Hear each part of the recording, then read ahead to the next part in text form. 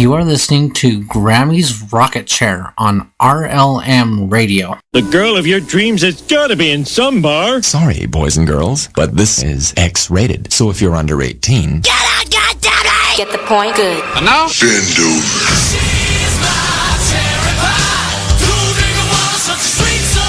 Y'all ready for this?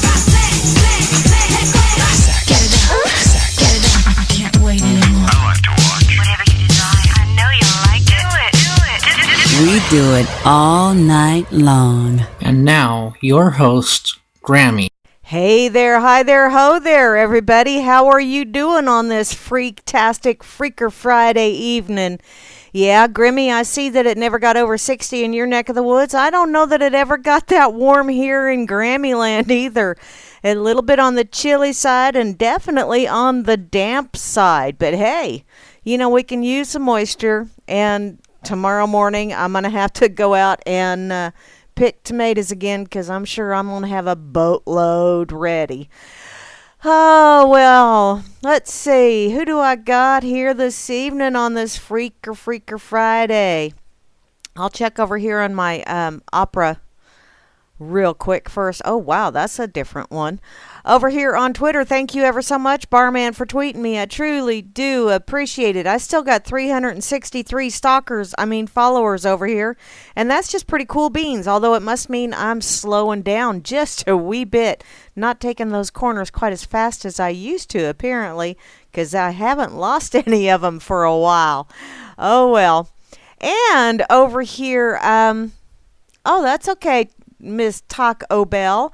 Also, there is a new stream, Our Extreme World, over here. It's a live chat over on YouTube.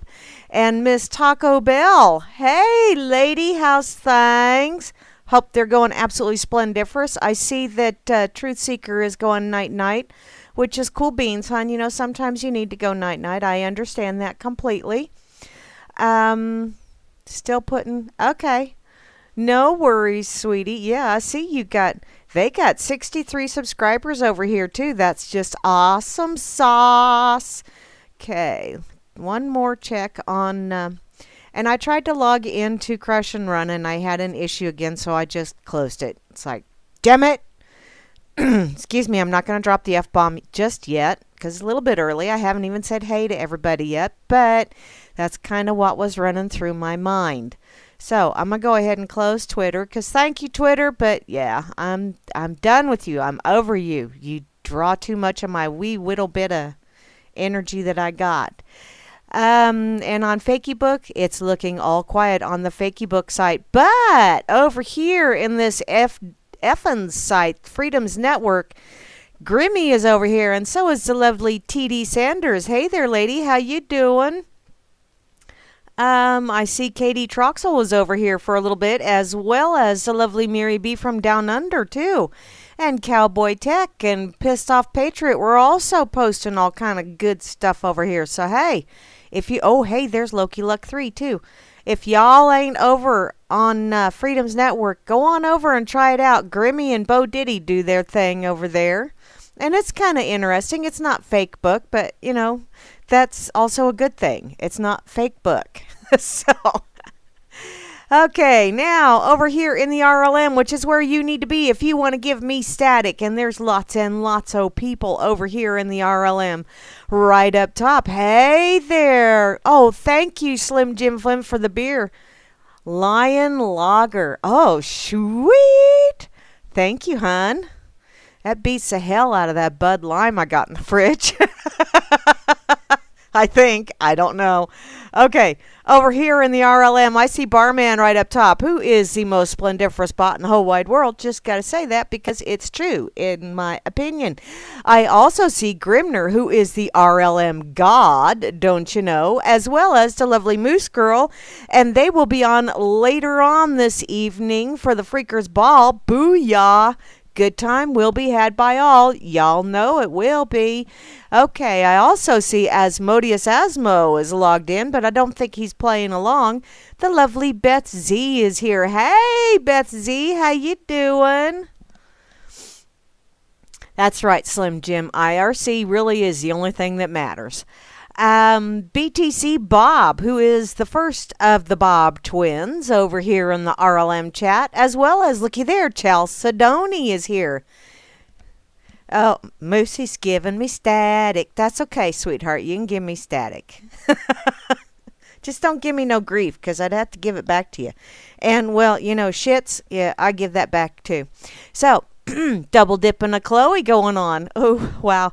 Was that like a cosmic experience, or am I just giving Chloe shit? I also see Free Enslaved is here. Hey, Free, how you doing, hon? I'm here, kind of, sort of, almost, maybe. IB Don C is here. Hey, Don. Been popping over to your red pill every once in a while and taking that red pill. It's kind of hard to swallow from time to time, but that's okay. That's what I have coffee for. Java Doctor is here, as well as Java Doctor 2, so we got a double dose of him as well, and I might need that double dose of the cappuccino, coffee, cuppa, whatever you want to call it, because, whew, it's been a day, and I have a feeling I got the Yanni sneaking in on me. And I'm not talking about that guy that plays that weird music. I also see JJ's is here. Hey, JJ's, how you doing, hon? Were you playing tunage earlier?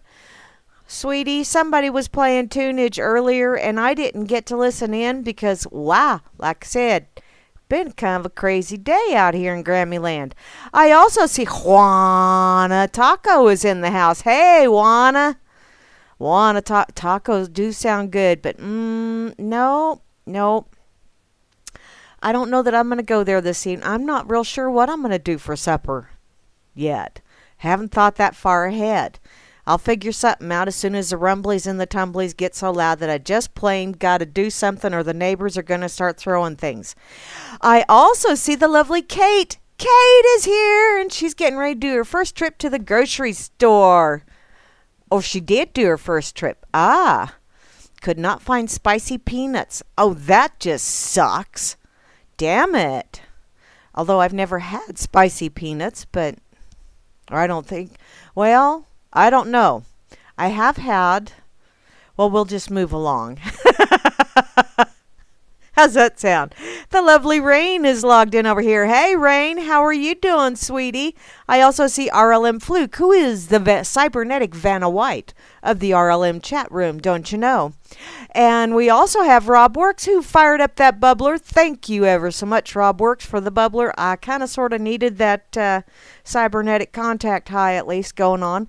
Tip Bob, the other half of the Bobsy twins, is over here, as well as Trust No One, closely followed by Phantom, who does my wonderful intro. Thank you ever so much, Phantom, for that intro. I really do enjoy that. Beetle! I see Beetle! And I got static in my head. I'm going to have to break down and buy headphones. That's just all there is to it. The cats have chewed on the cord entirely too much. So, yeah, I'm going to have to break down and do it. Thanks again, Rob. I see you fired up the bubbler again. Sweet. Beetle. Did I say hey to Beetle? Hi, Beetle. Colfax 101. How are you doing, sweetie? And Dimma, who is a lot brighter than most people realize. And he's also a duck friend. I like duck friends. Vinny likes to kill ducks. And so does Sock, for that matter, but Dimma likes to be friendly with him. Flash Nasty is here, as well as Frumpy. And, oh, by the way, Flash Nasty is going to be flying with Vinny tomorrow for the dork table, because I won't be around. I will be on a secret covert mission that's not really so secret, because I've blabbed it to you guys multiple times. But I won't be around for the dork table, so I'll still be dorky, just not on the radio. Because, well, that's how I roll, is just to be dorky. Oh, well. But Flash and Vinny are going to try and do it, from what I understand. So that will be cool. I hope you guys have fun with that.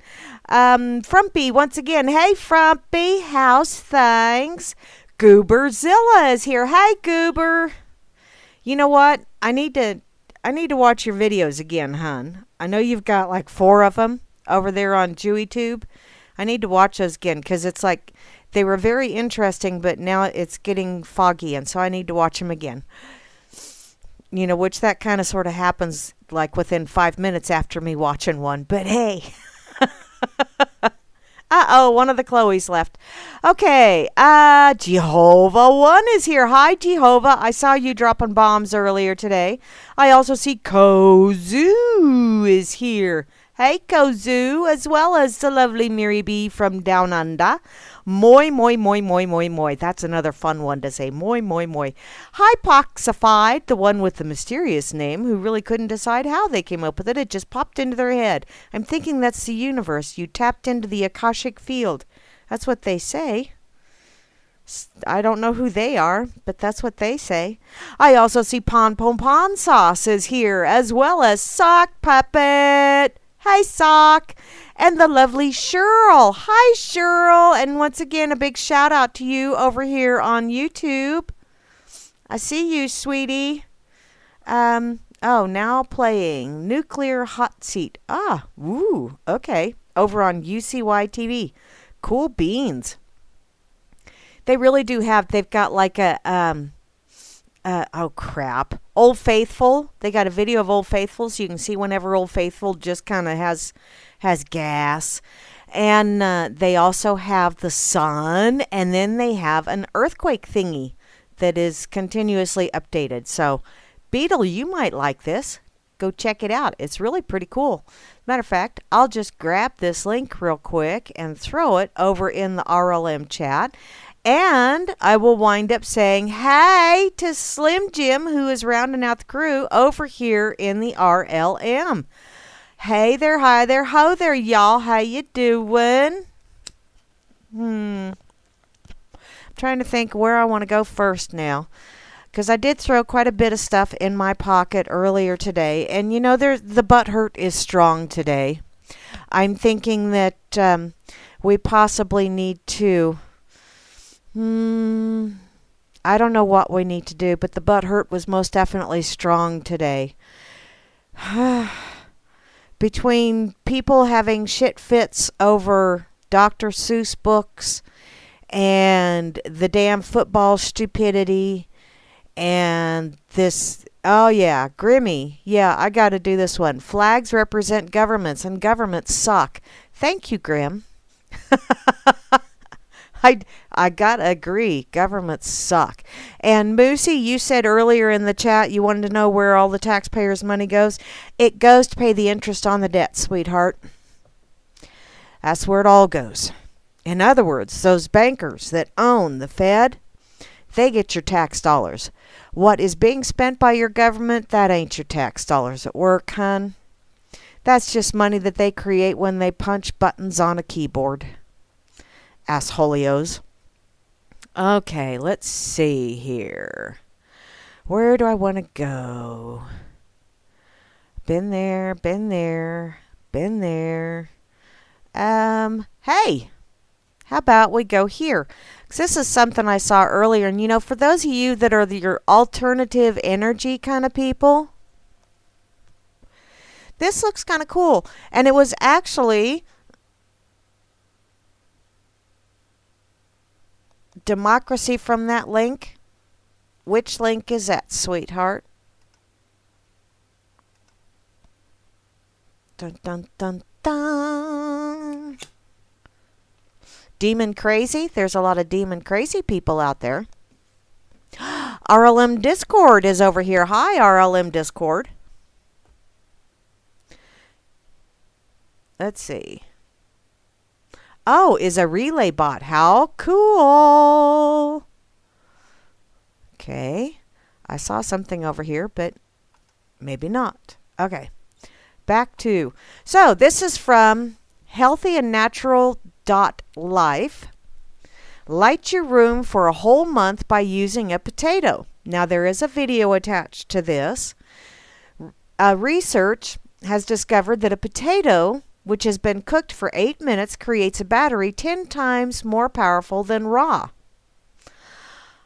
I'm just going to pronounce it as Ham. I'm not real sure how to do that. Ham Rabinovich, who is a professor of science and agriculture, conveyed an experiment with slices of potato quarters.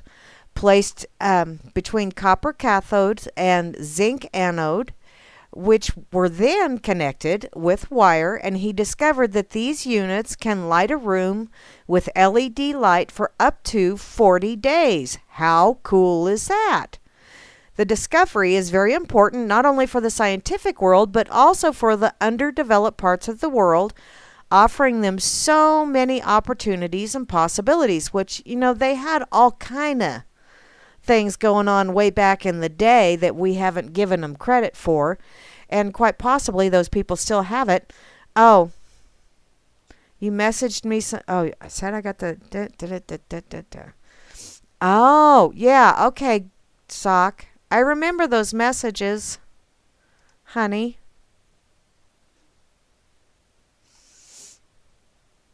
It's you have a herd of cows whose farts power your car. Oh, well, that's just really cool. Methane. Runs on methane. Good for you, Fluky. Or is that... Oh, that's Slim Jim Flim. Okay. I have to put my coffee back down. Okay. I don't remember where I put those.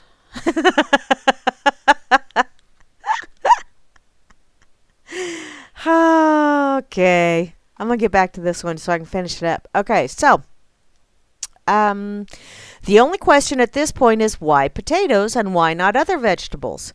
Well, there are two reasons. Potatoes can grow almost anywhere in the world, even in tropical and subtropical climates, and you can find them in abundance everywhere.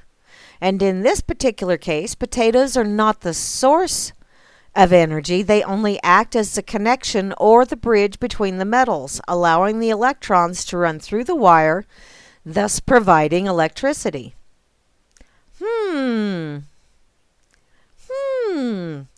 Very interesting. I do remember seeing something about the Baghdad battery, which was, I believe, vinegar and copper. But I'm not real sure.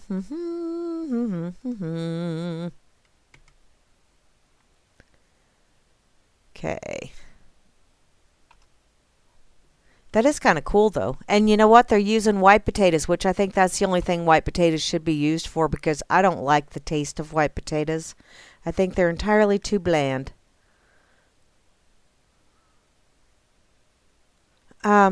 I know I'm not logged in over there, Sock. I had trouble getting logged in over there. Let me try it again. Let me see. There it is. Let's just try this. Right quick. Oh, hey. There it is. Okay. Now, shoot. There we go. Just a sec.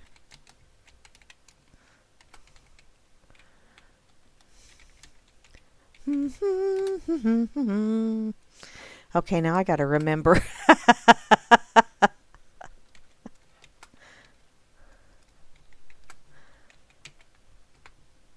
Hey, I remembered my password. Hot diggity dog. What do you know?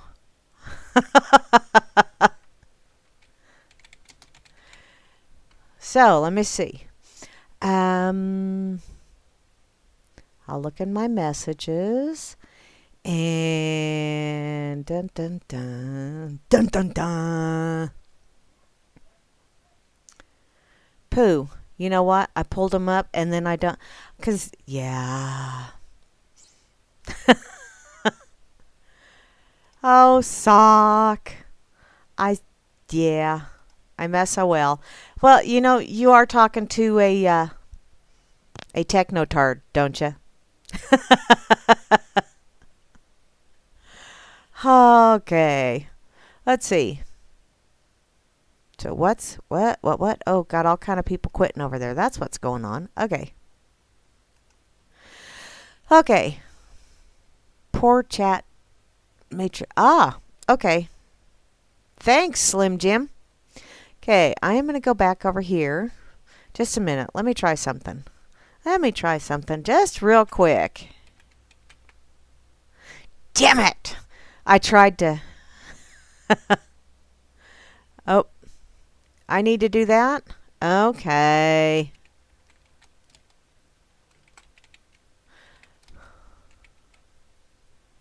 Oops.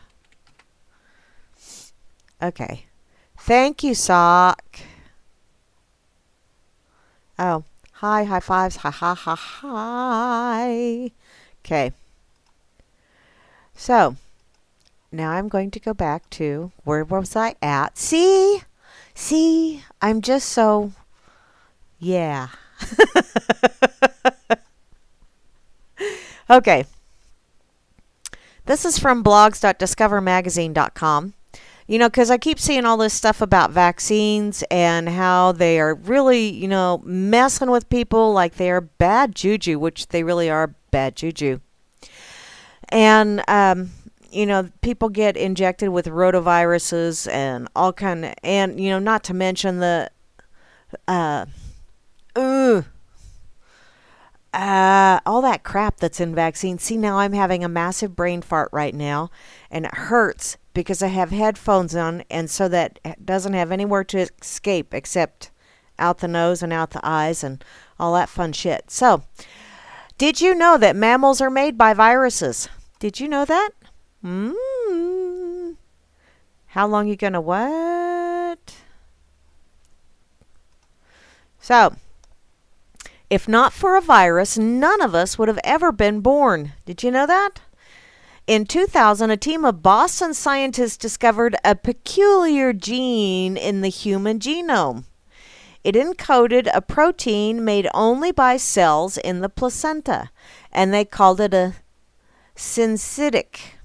The cells that made syncytic were located only where the placenta made contact with the uterus, and they fused together to create a single cellular layer. You're a racist. I'm a racist. I'm a racist. You're a racist. He's a racist. She's a racist. Wouldn't you like to be a racist too?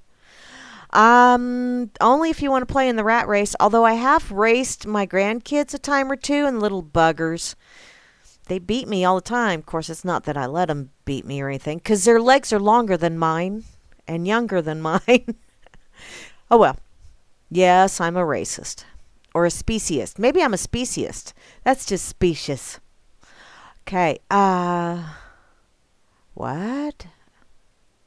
Yes. Hi, Nelson Dubois. I should see the message.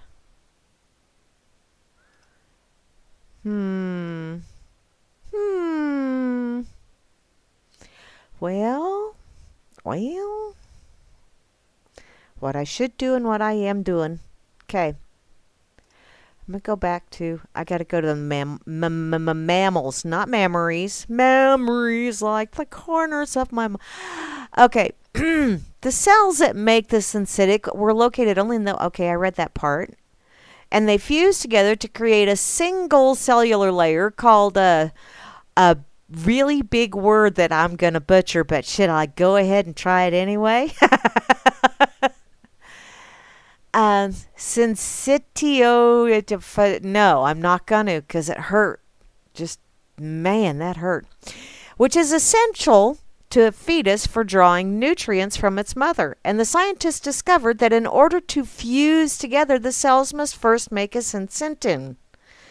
I know, Slim Jim Flim. See how I am? I'm just horrid. Hoary Bill and Terry Bull, the Bull sisters, and I'm about full of bull as you can get, so... Go to your safe space. I have a blanket for it. It's okay. I got crayons in there and everything. It's way cool. Okay. Did you know that viruses have insulated themselves into the genome of our ancestors for hundreds of millions of years? And they typically have gotten there by infecting eggs or sperm. Ooh. So, when someone says, love makes me sick, quick spread some germs, they weren't lying, were they? and it's inserting their own DNA into ours. Oh, that's just frickin' creepy.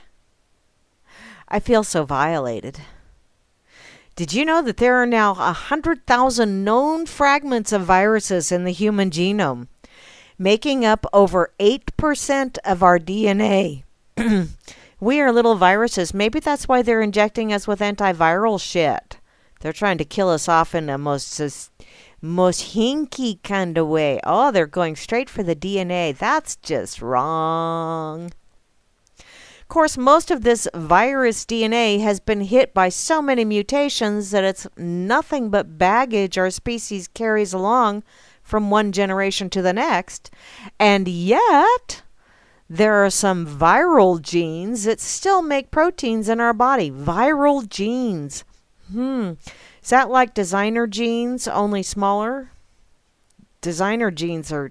I've owned one pair of designer jeans, and oh, good God. I had to lay down on the bed to zip them. Oh, well. Okay, goes on to say, yet there are some viral genes that still make proteins in our bodies. Syncytin appeared to be a hugely important one to our own biology. Originally, it allowed viruses to fuse host cells together so that they could spread from one cell to another. And now the protein allowed babies to fuse to their mothers. Ah, so see? Now I get where they call them little parasites. This, because they're getting very, very scientific, although they weren't very, very scientific. But you know what? Fine. It turns out that it's not unique to humans either. Chimpanzees have it as well, and so do gorillas, and so do monkeys. So see, Darwin was right. Although I still want to know, if we evolved from the apes, why in the hell are there still apes? And monkeys and chimps and gorillas, oh my. Well, that's about all of the really smart people stuff that I can take for one evening. Cat scratch fever, huh?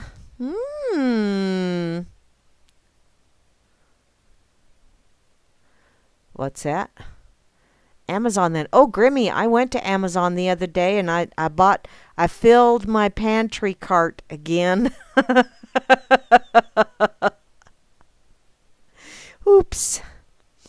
Oh, well.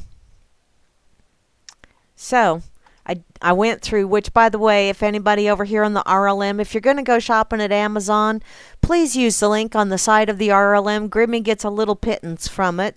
But, you know, even a little pittance is better than a poke in the eye with a sharp stick. So, go ahead and shop if you're going to shop at Amazon, use the RLM link. Please and thank you very much. Okay, I'm just going to, because this is like, what? That's about all of the scientific stuff I can take for one evening. I am totally brain fried now. Okay, back to my pocket I go, because I'm going to go to some fun stuff. Okay, well, maybe not quite so fun stuff, but now the way I got to that one is because I was at this one from naturalnews.com. See, I always have, it's one of those things where I'm one of them people, I can pick up an encyclopedia, and yes, I actually do still have the actual tangible encyclopedias. I've got several sets of them.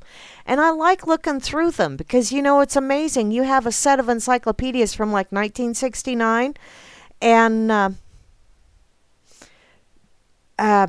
it's got more detailed information about stuff that happened, you know, World War II or what have you, early 60s, than the stuff that came out in the early 80s, you know, and I've got an encyclopedia set from the early 80s as well.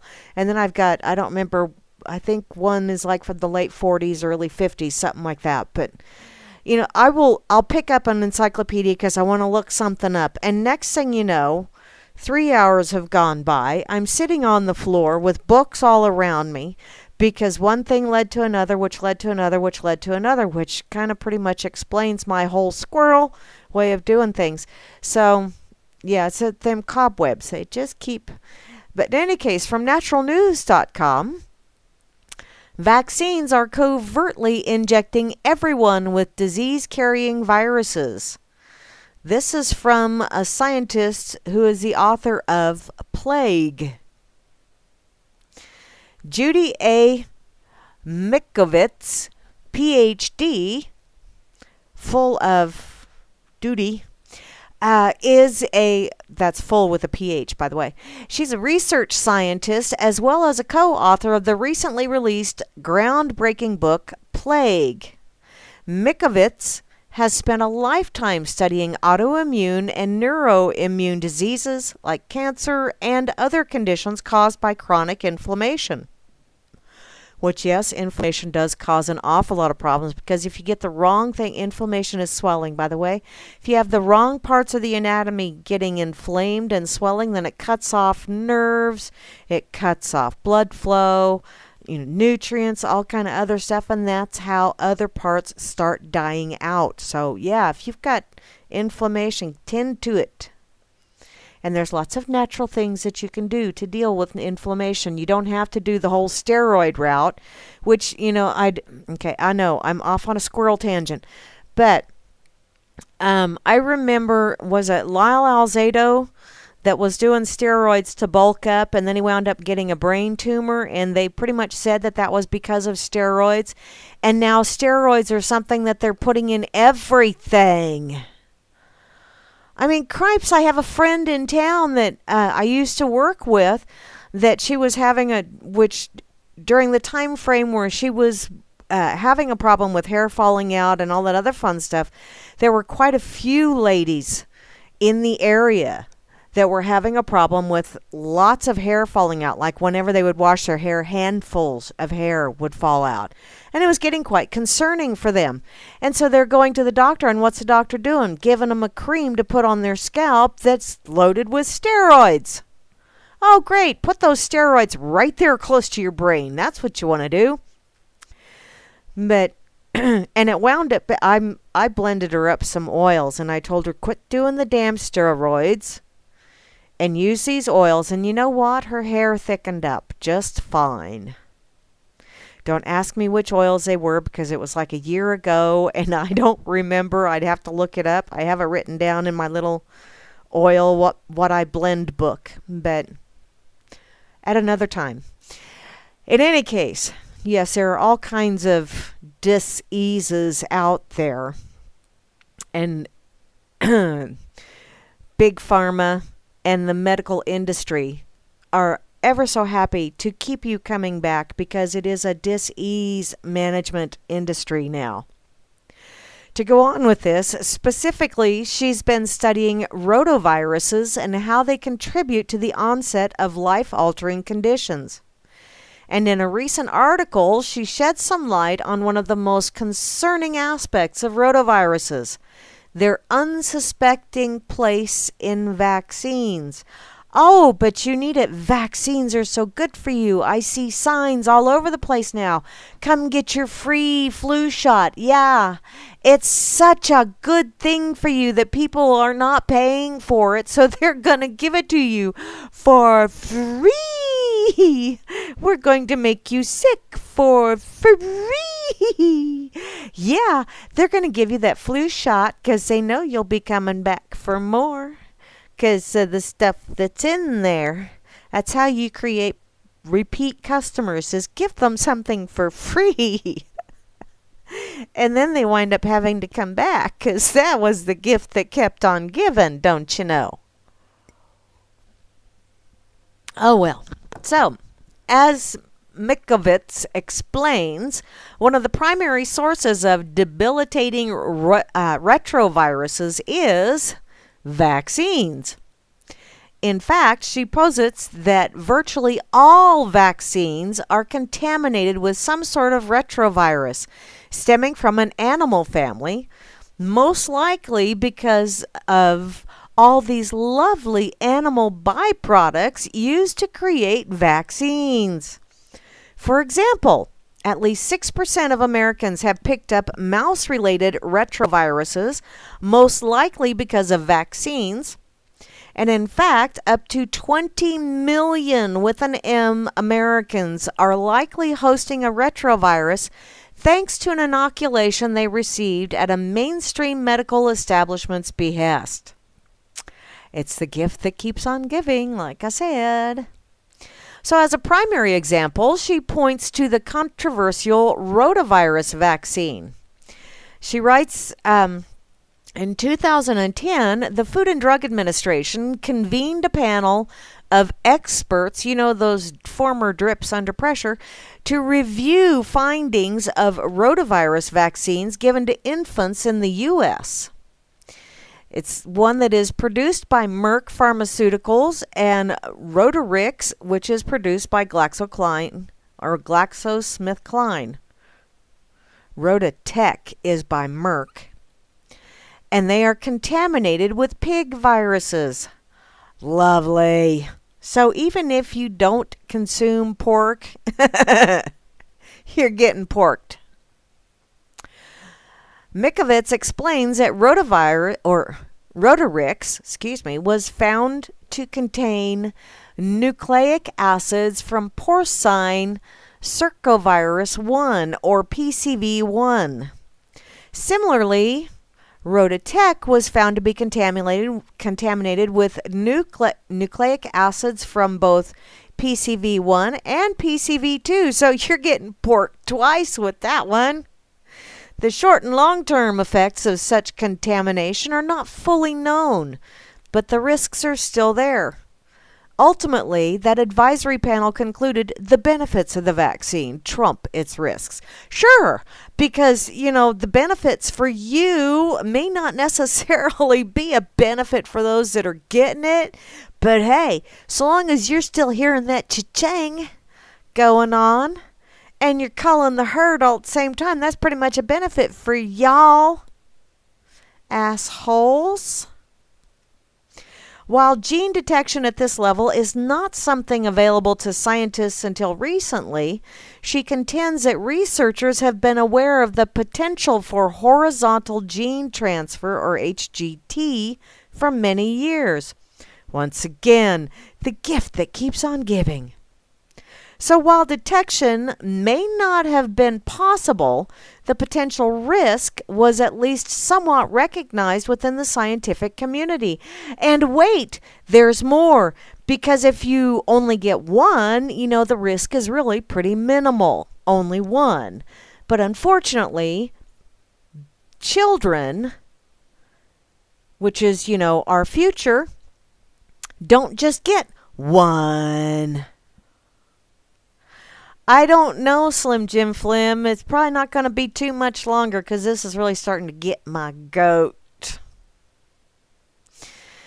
Okay, in the HGT, there is a direct uptake and incorporation of genetic material from the unrelated species. So see, it's cross-pollinating us too. How wonderful is that? Yay, we're being cross-pollinated and we didn't know it. Mikovits explains that unlike chemical pollutants, which are eventually broken down and removed from the body, genetic pollutants like retroviral nucleic acids are essentially infectious. These retroviral nucleic acids are capable of infiltrating genomes, multiplying and spreading. Lovely.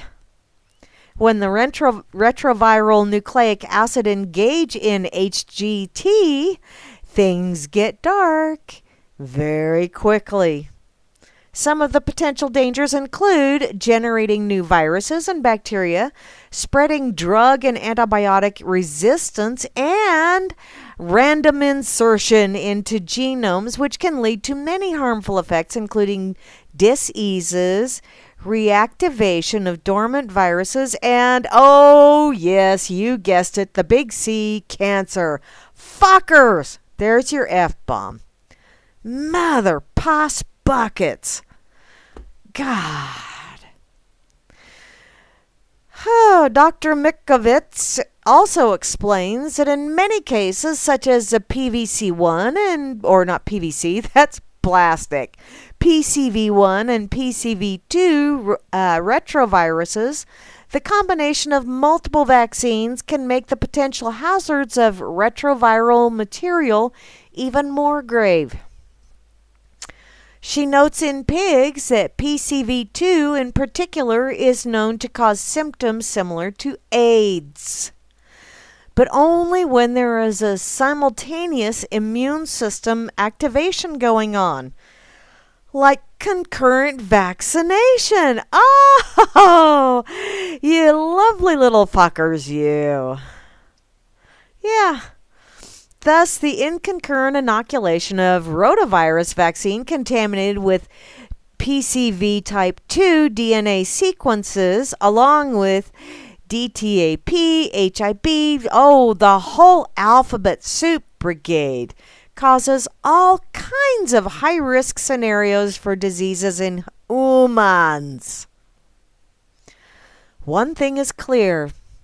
Vaccines are not as safe as the vaccine cultists would like for you to believe. Virtually every aspect of a vaccine can be harmful to humans. But the potential dangers of retroviruses is something truly fearsome. It's hard to detect and even harder to prove. And researchers like Judy Mikovits truly have their work cut out for them. Oh, and if it gets into the DNA, that also helps mutate, does it not? Or am I reading a little bit too much into this? Fuckity fuckers. God dandruff, son of a bitch. Assholios. You declare a drinking game? Awesome! I want to play. Oh, well, Slim Jim, honey, you just had to take a whole bunch of drinks right there because, it's 4:20 somewhere. Sweet! Puff, puff, pass, y'all. Puff, puff, pass. I'm going to need a puff, puff, pass. These fuckity fuckers. God damn. And it really just is very infuriating. All this crap that they're doing. And you can't tell me that they don't know what the hell they're doing. Oh, oops, our bad. We didn't realize that it would actually change the DNA. Oops. Yeah, something about culling the herd and mass infertility and HPV virus inoculations that are being given not only to our girls but now our boys as well. You lovely bunch of fucking coconuts. I'd like to smack your breathe. Oi. It does tend to make me just a wee bit cranky. Have you noticed that? I need to find something more special so I'm not quite so cranky. Or maybe not. I don't know. But it is a lovely pile of shite that they're dumping on us. Assholios. Okay. Moving along to my pocket. Let's talk about another little pile of shite, shall we? I mean, while I'm dealing with shite and shit and shinola. See, when you mix shit and shinola, you get shite. So, from davidike.com, I know the lizard people and all that other fun stuff. But you know what? You really can't dismiss the message just because you think the messenger is just fucking nuts. Because every once in a while, even a broken clock is right twice. Okay, this is from yesterday, I do believe, but I just saw it today, so I'm a little slow on the uptake. But apparently the U.S. coalition is using illegal chemical weapons in Syria. Oh, you wonderful rat bastards, you. Syria has confirmed that the U.S.-led coalition, whose very presence in Syria is illegal, you are ill in the head. This is according to an international law. You know, one of those that, oh, that doesn't apply to us because we're spatial. Yeah, spatial my ass. In any case, it has recently dropped white phosphorus munitions over the village of drseuss. I know I butchered that. Similar to the infamous napalm munitions that USA used in the war on the Vietnamese, white phosphorus melts the skin off human bones, resulting in an excruciatingly torturous death.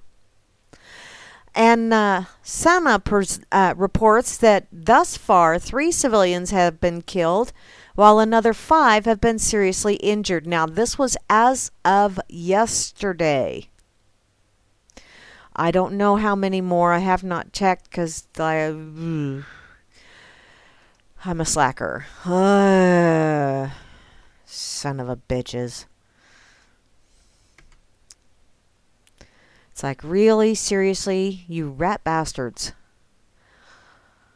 And then they wonder why. You know, they tell us that those people over there, you know, they hate us for our freedoms. No, they hate us because we feel free to drop shit like that on their houses. And, you know, they're just going about their daily business, you know, not really paying any attention to much of anything other than, you know, take care of the family, feeding kids, paying the bills, and then bada bing, bada boom. Holy shit, that burns. God dang, I can see all the way down to my bone. You rat bastards. The hell? Thanks to the USA. Assholes. Assholes. And yes, I'm probably playing into, I see you slinking away. Who's being a slacker? I just checked over here on the sock puppet beat me to the duck. Damn it. Okay, a slacker is one who drags their ass so far behind so as to secure themselves a place in history as a total loser. Well, I thought a slacker was one that makes slacks, and a slacky is the one that wears the slacks. Little did I know. No, that other one, that one that drags her ass, that's just dragging ass. That's just all there is to it. I have my days where I make a couple of ruts. Oy, sons of bitches. Okay. Now, I know you guys have heard, or I'm assuming you have heard, never seem to what's that? You never seem to find the hate you speak of. If it did, it would be misplaced because, oh, I know. I know you're not invading anyone's country, hon. Merca. Yeah. You know, I keep hearing all of these people say that they hate you. And the people I've spoken with, they don't automatically hate me. They take me at face value. And most of the time when they see me, it's like she's grinning and she's looking somewhat askance at us. I am afraid now. I was actually at work. I scared my parts guy today because I was listening to something with my earbuds and I just kind of had a little smirk on my face. And the parts guy looked across his counter and said, "What?" And I looked at him and he goes, "What are you doing?" I'm just listening to something funny. Why? And he said, "Because you had that grin that I should be afraid." Yes, it's working. Okay. I know you guys have, well, let's do the build up, shall we? I may as well build up to it. Apparently, Melania Trump, that vile evil creature that she is, donated a Dr. Seuss book. And it's just so offensive because, well, Dr. Seuss is a racist and all, apparently. I didn't know that, but apparently he was. Damn, and I always liked the Cat in the Hat and one fish, two fish, red fish, blue fish. Oh, there you go. There's racism right there. Or how about the Lorax? You know, if someone like you if someone like you doesn't care a whole awful lot, it's not going to get any better. It's not. Or how about the Sneetches on the beaches? Because, you know, the ones with the stars upon theirs are much better than the beaches that do not have stars upon theirs. Oh, that's some racism right there, too, huh? Except for the little end of it where it kind of lets you know that it doesn't make a shitting bit of difference where you got stars upon theirs. You're all just Sneetches on the beaches. Kind of like the rest of us.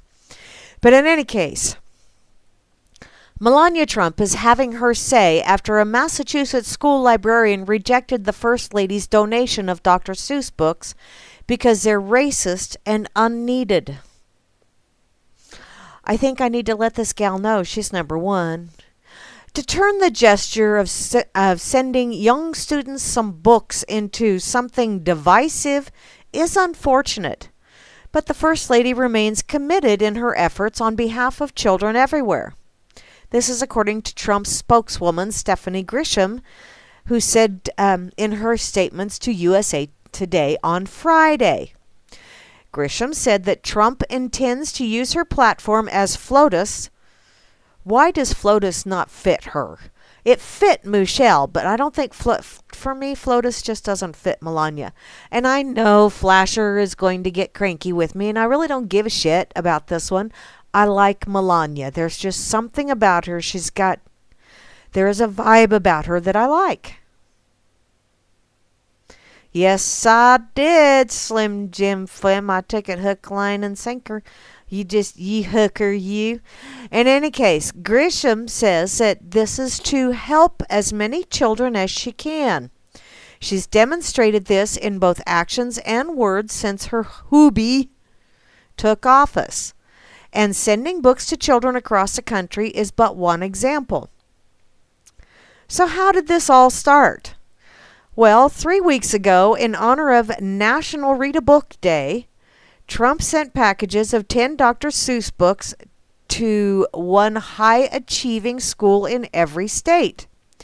The packages included titles such as Cat in the Hat, Green Eggs and Ham, and a personal favorite that of her son, Baron 11, that they like to read together is Oh, the Places You'll Go, which I kind of like that one too.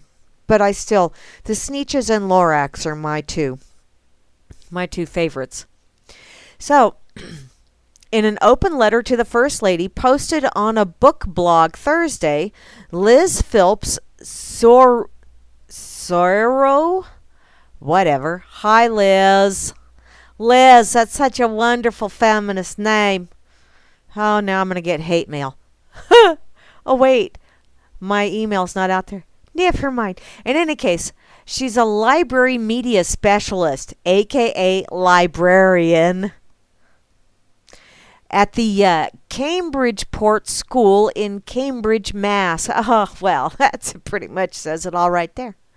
She said that while she was grateful for the books, she would not accept them. Why?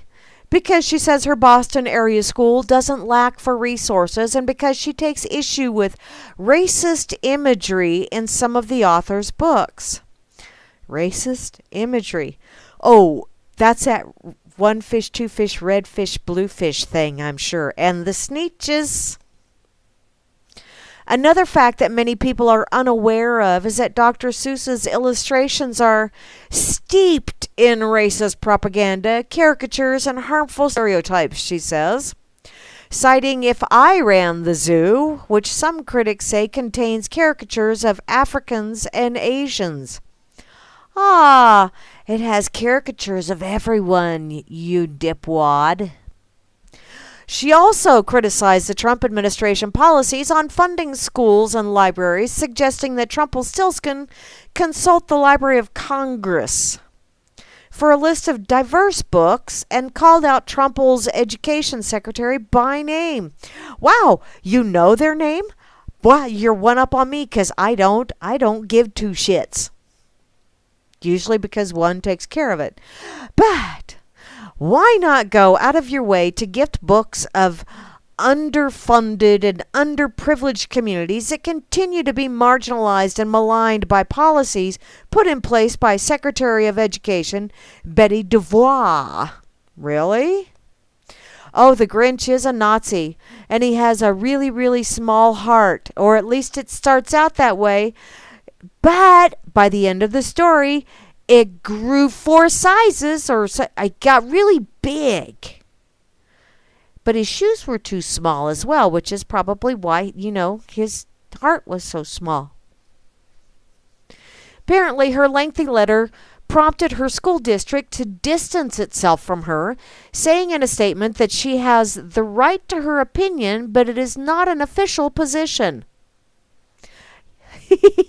Oh, did I do that out loud? The district did not return a call from USA Today seeking comment on whether she will be disciplined for airing her opinion, which I don't think she should be disciplined for airing her opinion. It is her opinion, and airing it really works quite nicely with the way I think of opinions. Although I don't think she should have had her ass hanging out like that, but you know what? That's her thing, Opinions are like assholes. Everybody's got one. They all stink. At least one Seuss scholar, Philip Nell, who is a professor of children's literature at Kansas State University, booyah, my home state, defended her in an interview on USA Today. Maybe not booyah. Maybe not. Kansas State University. Really, sweetheart? KU's the one that has those weird-ass notions, not K-State. Oh well, what's this opinion? I'm glad she was directing attention to the need to fund school libraries adequately and the need for diverse books, said Nell, author of Dr. Seuss, American Icon, and Was the Cat in the Hat Black? The Hidden Racism of Children's Literature and the Need for Diverse Books. Wow. Wow.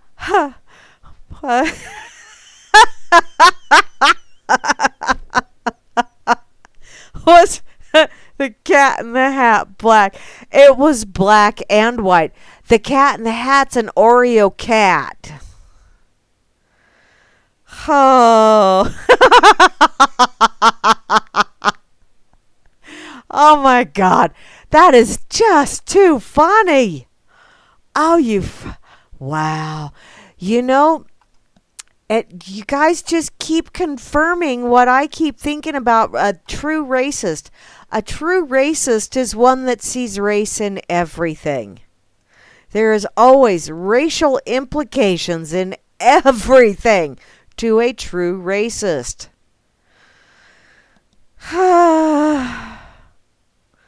Man, y'all are just entirely too fucked in the head.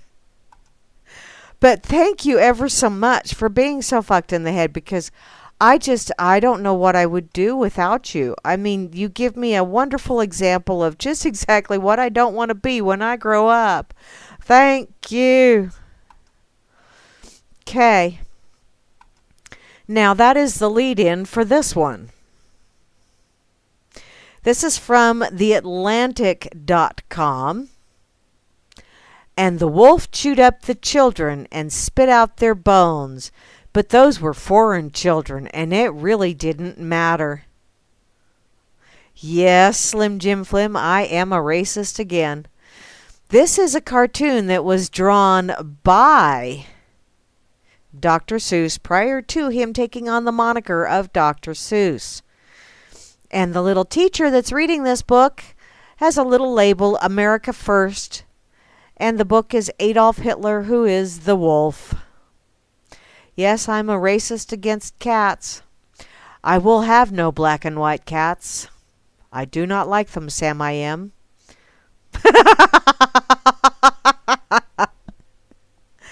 Well, I don't have any black and white cats, mainly because if I had a black and white cat, Amy Lynn and her honey would come steal them, because that's the only kind of cats they have, is black and white cats. They've got 4 of them now.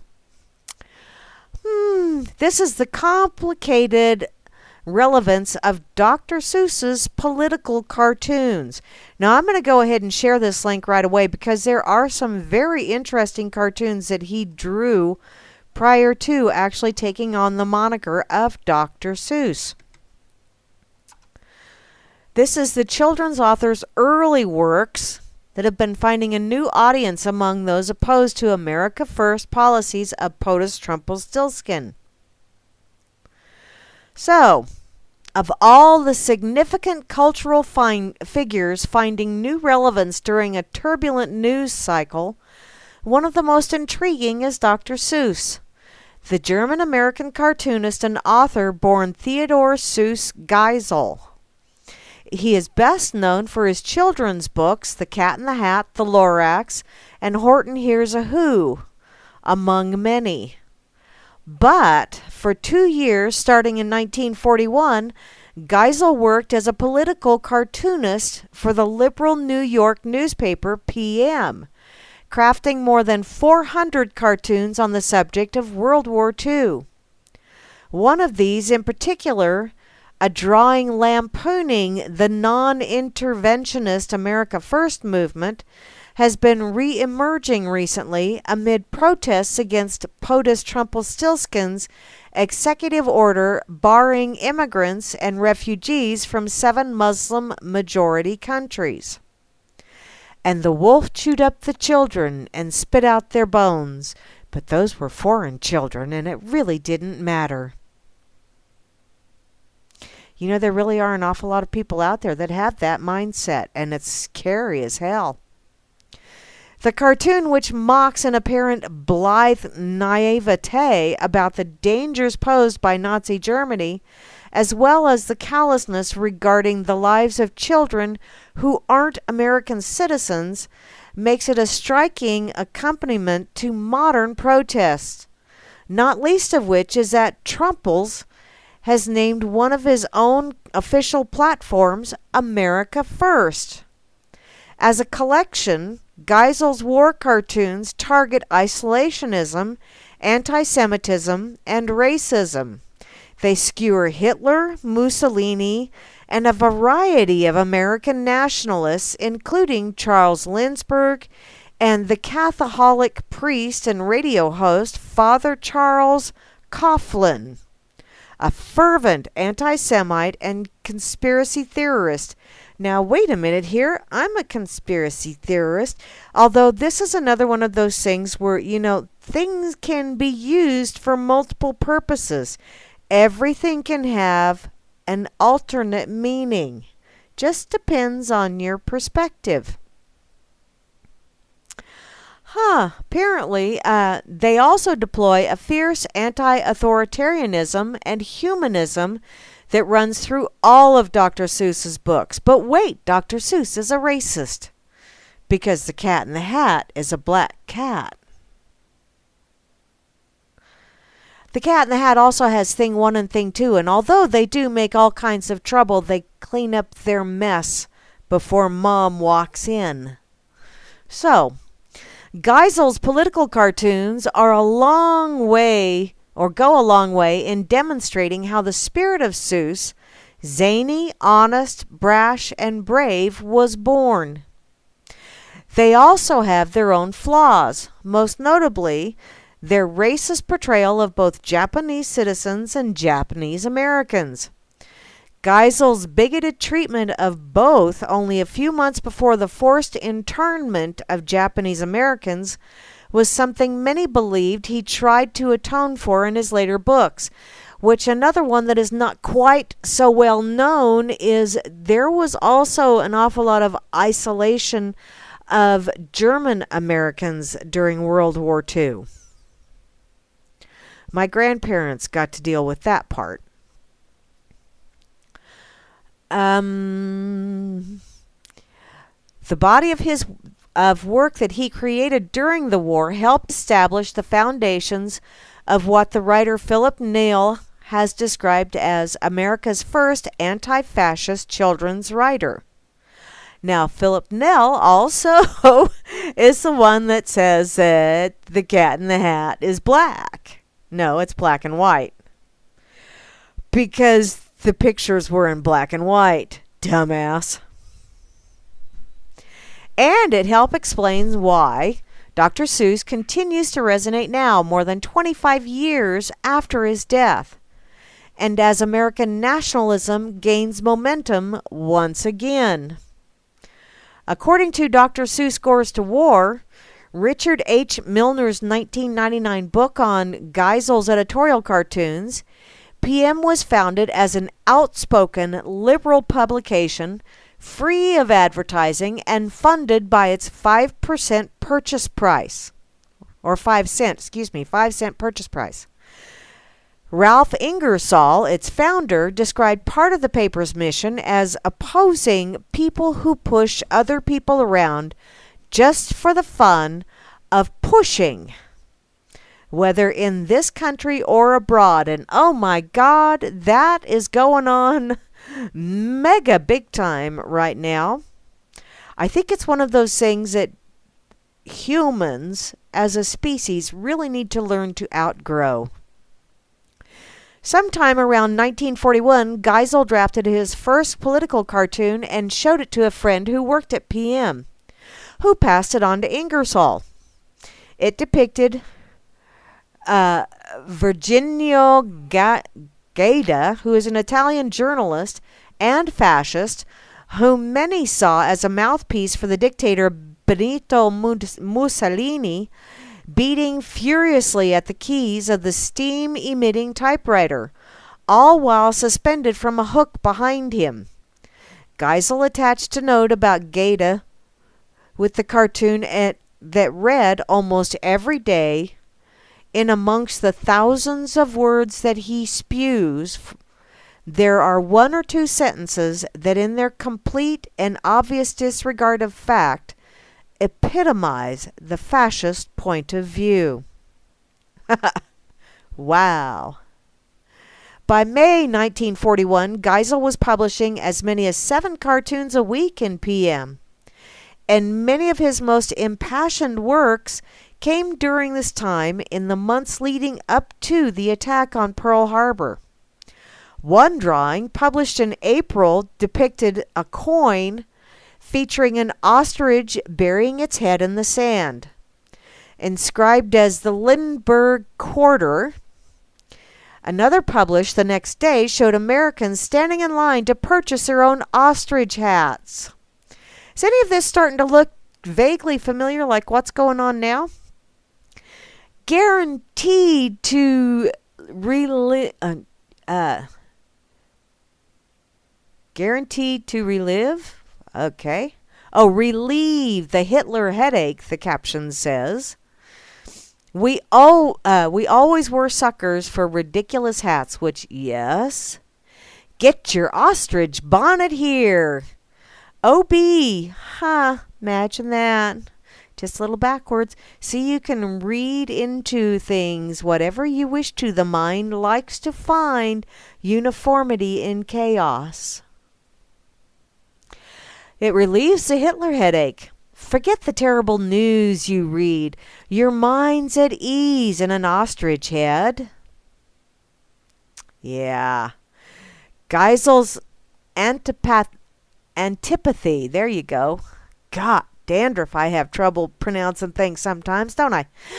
Geisel's antipathy toward anti-interventionists possibly stemmed from his German-American upbringing in Springfield, Massachusetts, and his circle of friends in New York.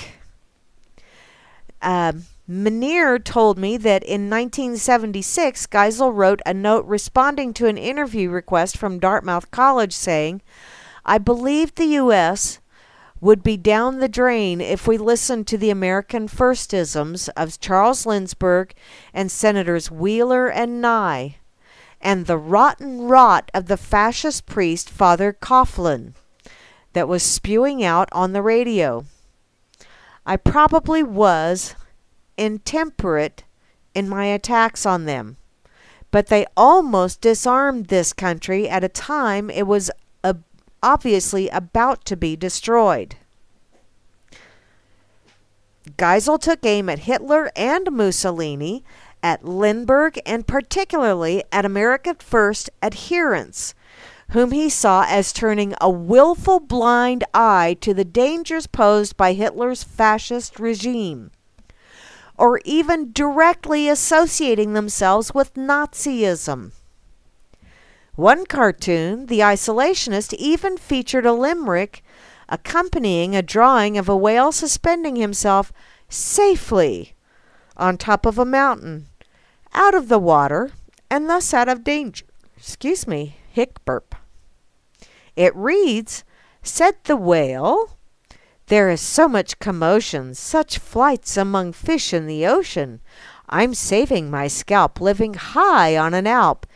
Dear Lindy, he gave me the notion."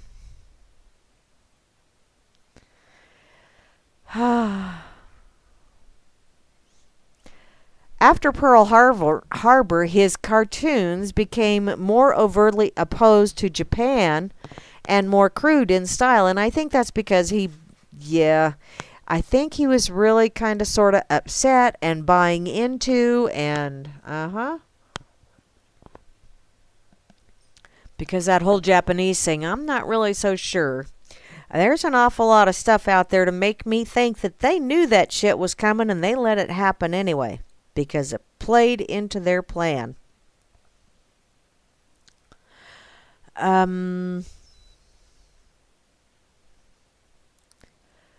Okay, this goes on to say that it's more than a little baffling now to see Geisel, who railed repeatedly against racism, Jim Crow, and anti-Semitism in his cartoons, offer up such bigoted depictions of Asians both in the U.S. and overseas. "We all have blind spots," Manier told me, "and I use that as a teaching moment, that even Dr. Seuss went astray. And you know what? Everybody needs to understand that. I'm not above the fray. I admit that. There have been times when I have been suckered in, and I do have my moments where I just flat-ass have a blind spot. I admit that freely. I am also working on those. And if I am wrong, I admit it, and I apologize if an apology is necessary, and if I am truly sorry. But if I'm not truly sorry for what I said or did, bet your sweet ass I ain't gonna apologize, because then I would be lying. And if there's one thing I do not condone at all is lying, and I detest forced apologies. Absolutely. I never forced my children to apologize. If they were not sorry, it's like, okay, fine, whatever. You're still going to get punished, whether you're sorry or not. You'll probably be sorry afterwards, but that doesn't mean you're sorry for what you did. You're just sorry you got caught. In his book, Manier also points out that such sentiment was common in the New York circles Geisel moved in at the time. And although there were reader complaints about drawings he made mocking dachshunds and the pacifist John Haynes Holmes, there were no letters recorded objecting to his treatment of Asians.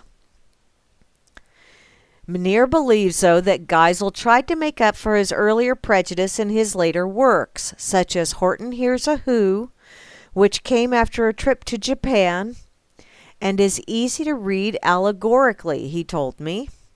The people of Whoville are Japan. Vladikov is Russia. Horton is us, democracy.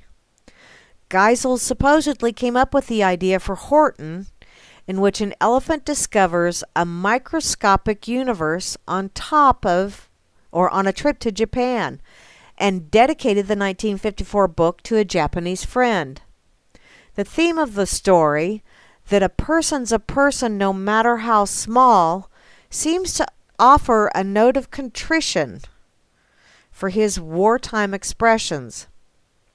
In the 1980s, too, according to writer Donald E. Pease, Geisel scanned his earlier books for racial stereotypes and altered a reference to a yellow-faced Chinaman who eats with sticks. And to think I saw it on Mulberry Street. Horton isn't the only book that echoes themes explored in Geisel's political cartoons. Meneer thinks that almost all of his later books, with the exception of the ones designed as reading aids, are political in some way or another. The Lorax is an obvious parable about environmentalism. The Sneetches and Other Stories includes an absurd fable about strange yellow creatures, half of whom have stars on their bellies and discriminating against the other half, and vice versa. The Butter Battle book seems particularly potent today, with its tales of the Yongs and the Zooks, who lived on either side of a vast wall and hate each other because of the different ways that they eat their bread and butter.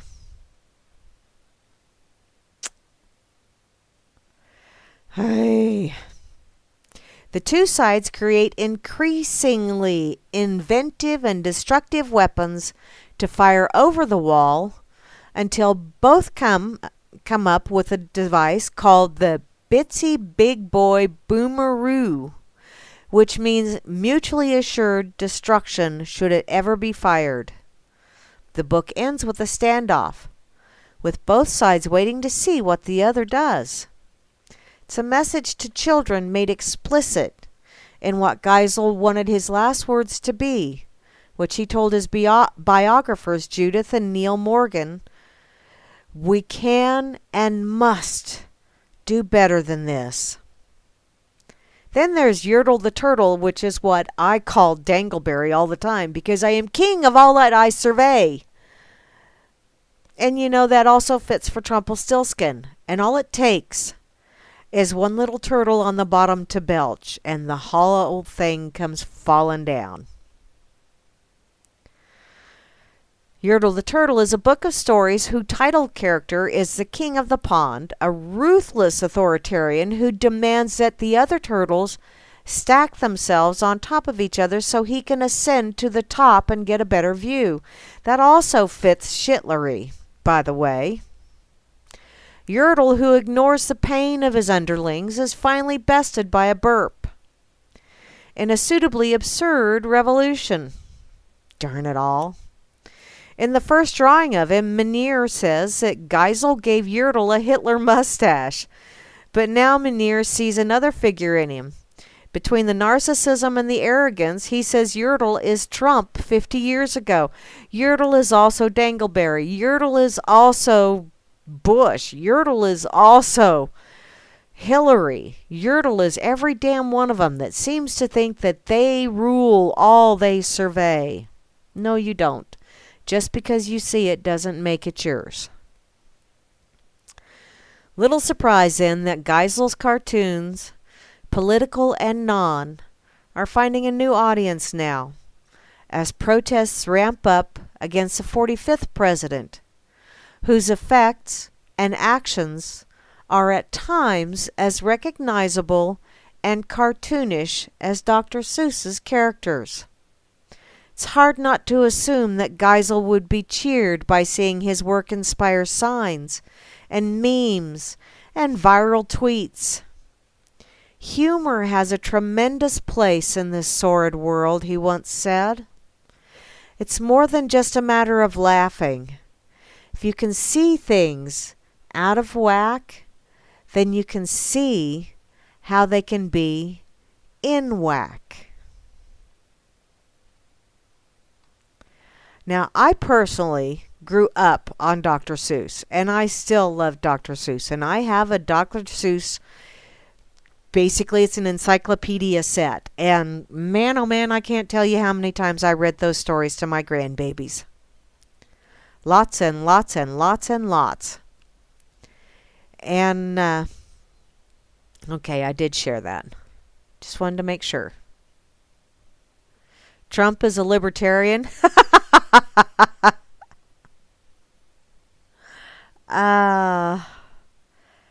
Yeah, oh, okay. Thanks for that, Slim Jim Flim. I did not realize that,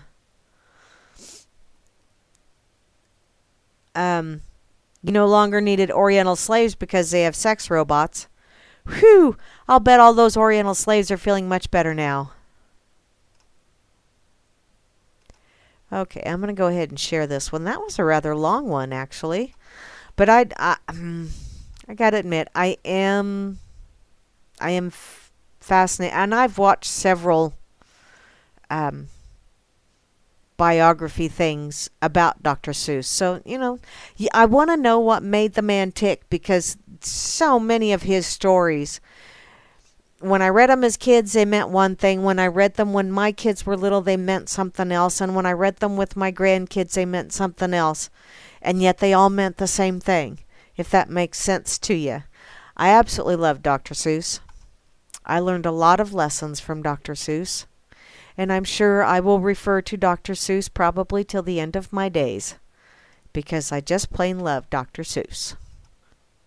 Faults and all. Because we all got 'em. Don't you know? I will even put this one over here on the corner pocket. Damn it all!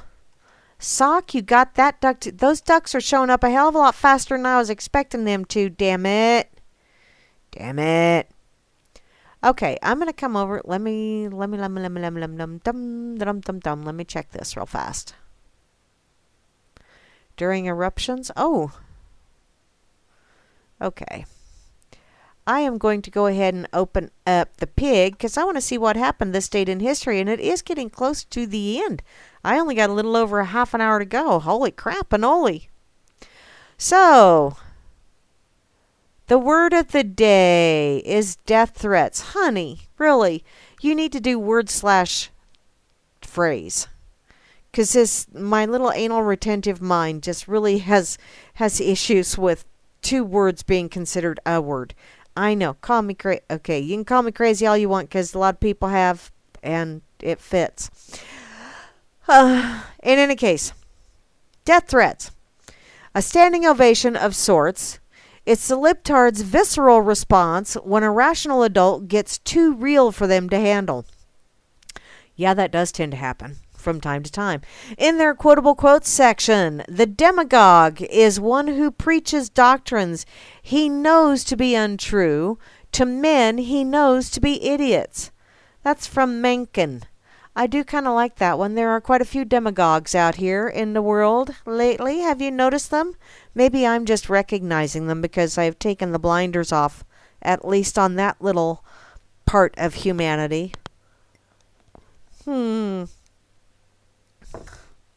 The slow death of the NFL. BFD. I could give two shits less about the NFL. I quit watching it. I even quit watching the Super Bowl.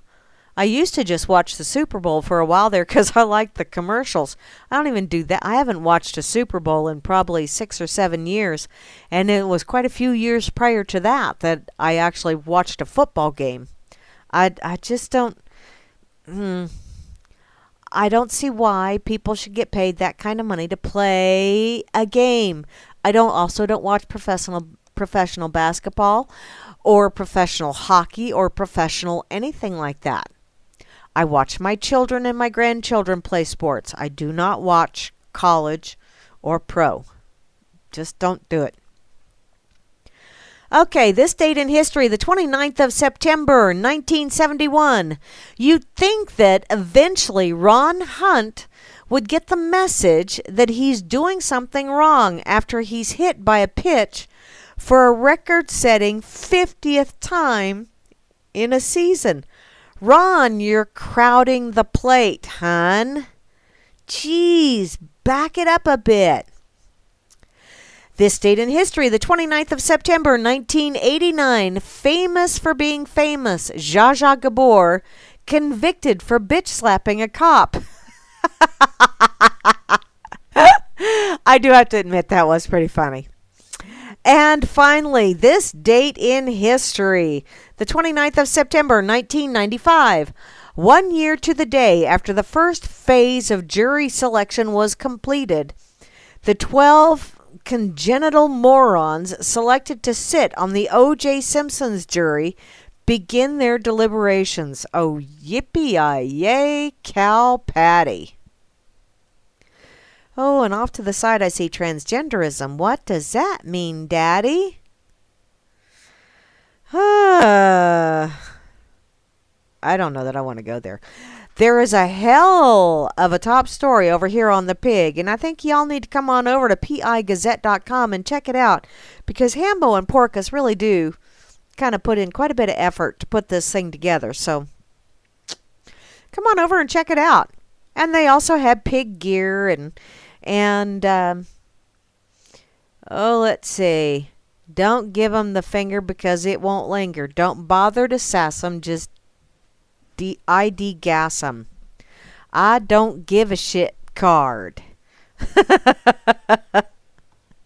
Yeah. I am out of gas. My give a shitter is broke. So, let's see. Racism against lawyers.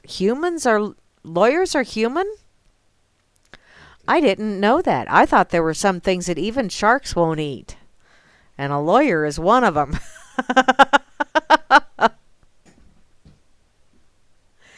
Oh, no liars, really. They do suck? Well, so are they those sex robots? You get screwed every time you get around one? Is that how that works? Not necessarily any lubrication involved either, just saying. Okay, I'm going to go back to my pocket. 'Cause, yeah. Okay. Amazon buys Whole Foods. I also see that as over here. But, speaking of food, and seeing as how I am from the great state of Kansas, I saw this earlier and I just have to go there. It's from Kansas.com. From the Wichita Eagle. No, I am not out of fucks, Slim Jim Flim. I just don't give those away lightly. And if you're going to get a fuck out of me, you're going to have to work for it. Okay, back to this. So, where to get bierocks, the official food of Kansas in the fall, which, yes, it is. Bierocks are like the bomb. And if you've never had a bierocks, oh, sucks to be you. In any case, it's autumn in Kansas, a time when thoughts turn to pumpkin patches, steamy apple cider, corn mazes, and crisp air. Oh, and those heavenly little meat pies stuffed with ground beef, cabbage, onions, and spices, courtesy of our Volga German ancestors. Yes, bierocks are a Kansas dish, and Kansans love them. But if you try to get them outside of the state, save for Nebraska, where they're more commonly known as runzas, they'll likely be met with puzzled stares. Though they're Kansas' favorite German food, they're not served in Germany. Manu English, owner of the German food truck Let 'em Eat Brats, said that when she visits her native Germany, her relatives ask her what she makes on her food truck. Bierocks, she tells them, are her #1 seller, and she moves dozens a day. To which they ask, what are bierocks? Apparently they've never heard of them, but when I make them, they like them. According to food lore, bierocks are an Eastern European invention that were popularized in the United States in the 1880s by German-Russian Mennonite immigrants who settled in Kansas, which, yes, my ancestry is German-Russian, and basically my mother said that the Russians didn't want us, so we moved to Germany, and Germany didn't want us either, so we came over to USA. And now you're stuck with us. But I digress. They are a practical necessity, really, because wives wanted to make their husbands who were working in the fields a hearty but portable lunch. And bierocks work just fine. In Wichita, bierocks are served at a long list of restaurants, each of which makes them with their own twist. Wichita even has a restaurant devoted solely to bierocks. M&M Bierock, previously known as Bierock Kitchen, 2065 East Central, which I've never been there. I'm going to have to go there now. All use yeast dough, though some add cheese, and bake them in a round shape. Some make them rectangular, which Mother used to make them rectangular just because that's just the way it worked out in the pan. Mary Moran, who has run M&M Bierock since 2007, makes her Bierocks in a rectangular shape, and her beef and cheese version is her most popular, which, yes, the beef and cheese is very good. She also offers the original with just beef, cabbage, and onion, plus a ham and cheese variation, which the ham and cheese we call Monte Cristos out in these parts.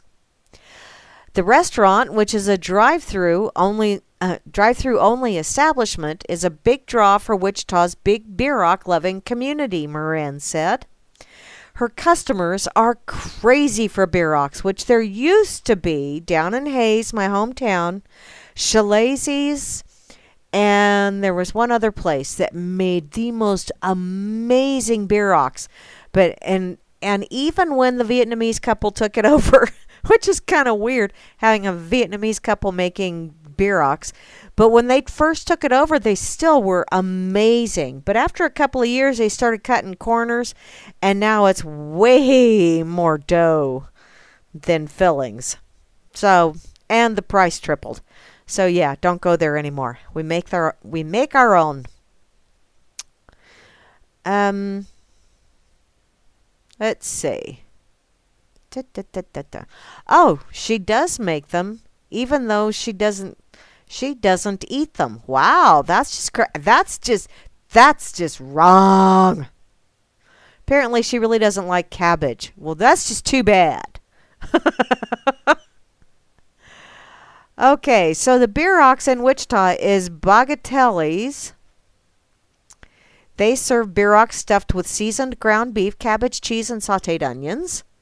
And it's served with a side of soup or salad. Then there's Charlie's Pizza Taco. Wow, and you have Bierocks as well. That's just kind of a strange combination, but that's okay. How about College Hill Deli? Those of you that might be going to Wichita, Kansas anytime soon, all kind of places to go.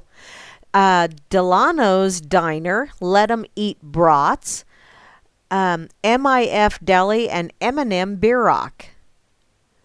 Bierocks is also a special at Doodah Diner, at the Pump House, and the Kitchen. And then in nearby Newton, you have the Bread Basket and WTB. There is also an easy Bierocks recipe here. And Grammy, I know you do not do onions. You can do it without the onion as well, because a lot of times I don't put onion in my Bierocks. So, just kind of depends on if I have onion on hand. But Bierocks are absolutely... Oh, and I love sauerkraut too. I'm not a sauerkrautist.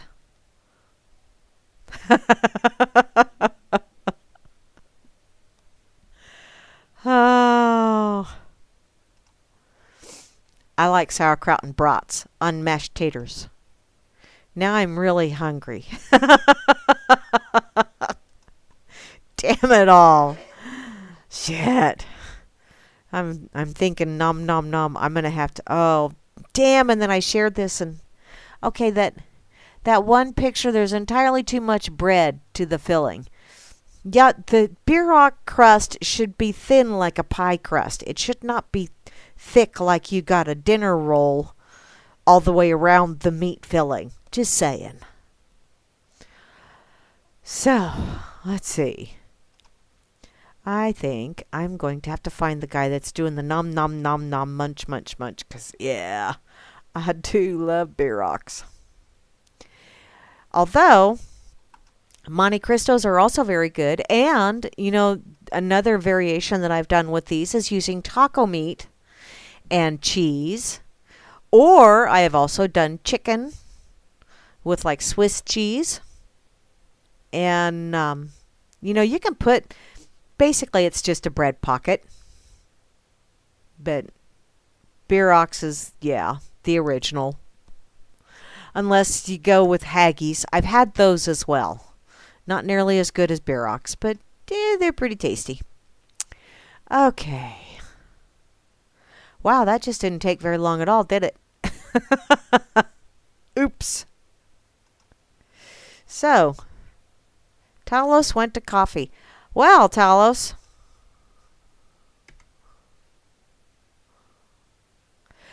Yeah, Slim Jim Flim, it is kind of sort of like a calzone. Kind of, sort of. It's basically, like if you're making great big, like if you're going to make dinner rolls large enough to be hamburger buns, you take your bread dough, you make it that big, and then you flatten it all out, and then you put like an ice cream scoop of your meat stuff in there, and then you seal it all up, and you bake it, and then you eat like a pig. Oh, wait, that's me. Here I go projecting. I tell others they eat like a pig, when that's pretty much what I do. Yes. I can sit down and eat several bierocks in one sitting. And I'm damn proud of the fact that I can do that. I'm miserable afterwards, but yes. Okay. Let me see. What is this one?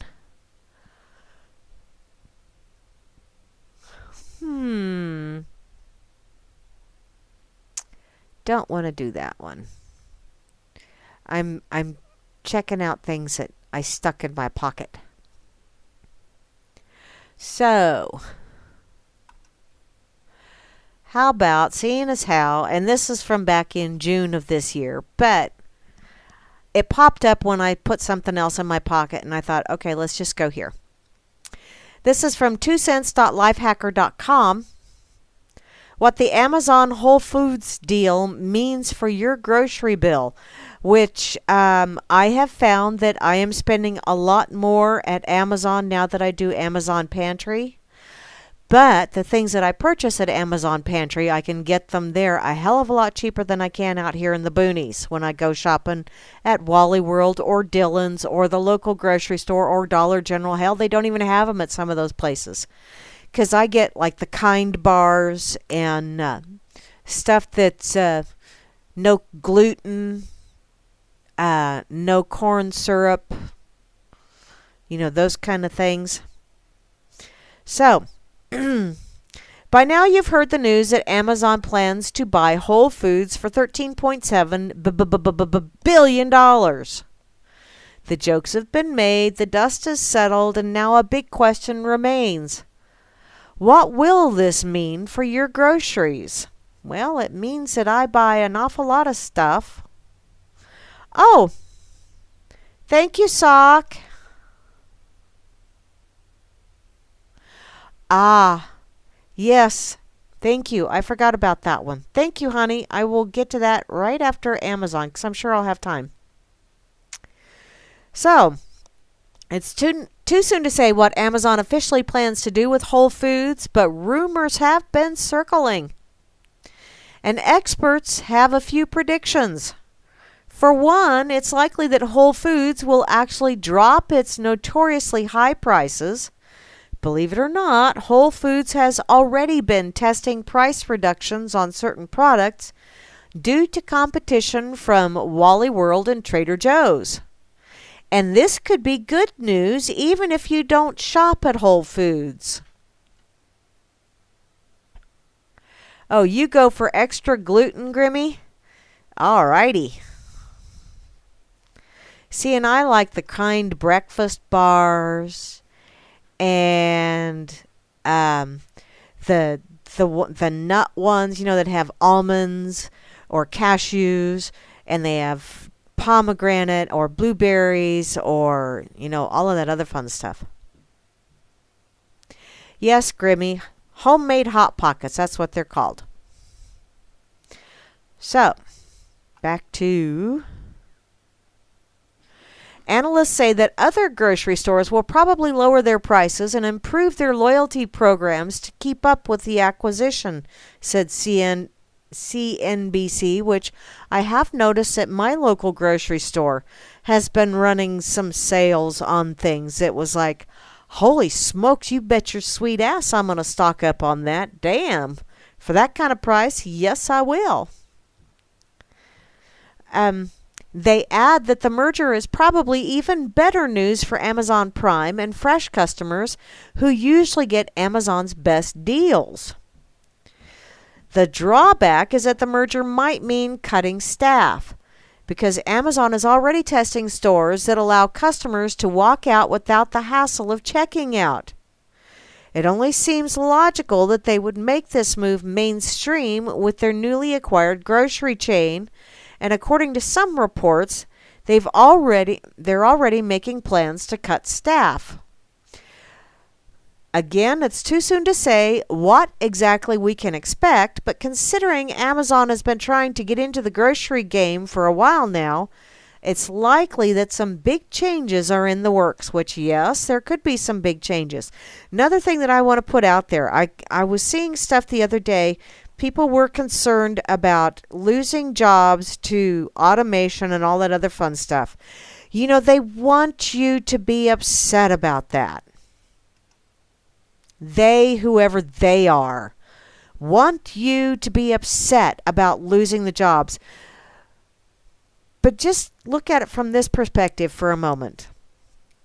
If we no longer needed money, you wouldn't need a job, would you? Now, I realize this is a massive mind shift set, and it's not going to happen overnight. But if people did not have to work to provide for themselves, be it food or a roof over their head or utilities or whatever, if people did not have to have a job, what do you think they would do? Granted, you would have your slackers, because it's going to take a little bit. Whole Foods is now known as Whole Paycheck. Yeah, I don't doubt that one bit, Sock. And you know what? I'll still go to Costco's whenever I go visit my daughter, because I like Costco's. But I don't have a membership there. She does.